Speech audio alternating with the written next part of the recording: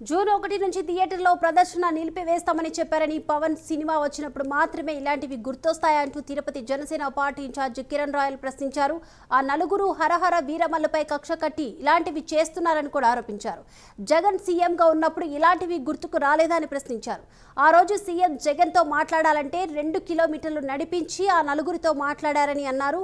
తమ అభిమాని సినిమా ఆపితే దాని ద్వారా జరిగే పర్యవసానాలకు తాము బాధ్యత కాదని కూడా హెచ్చరించారు. తాము పవన్ అభిమానులుగా మాట్లాడుతున్నామని పార్టీ తరపున కాదని స్పష్టం చేశారు. జూన్ 1వ తారీఖు నుంచి థియేటర్లు బంద్ చేస్తున్నారు. వాళ్ళకి రెవెన్యూ రావట్లేదని, వాళ్ళకి ఇబ్బందులు ఉన్నాయని, కరెంటు బిల్లు కూడా రావట్లేదని మాట్లాడుతున్నారు. ఓకే, మేము దాన్ని వ్యతిరేకించట్లేదు. కానీ పవన్ కళ్యాణ్ గారి సినిమా ఎప్పుడు వస్తే అప్పుడే మీ కష్టాలు గుర్తొస్తాయా?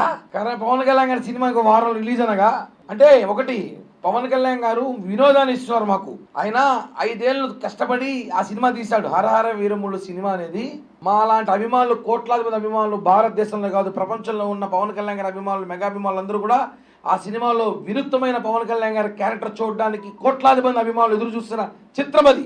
ఆయన డిప్యూటీ సీఎంగా ఎన్నో సేవా కార్యక్రమాలు చేస్తూ బిజీగా ఉన్నా కూడా ఆ సినిమా అభిమానులకు ఇస్తాను, మాట ఇచ్చాను, నేను ఈ 3 సినిమాలు చేసి తీరుతానని చెప్పి ఆ సినిమాలు చేసి తిన్నారు. కొంతమంది వ్యక్తులు ఏదో ఒకటో టీవీలో పేపర్లో చూసా, ఆ నలుగురు అంట.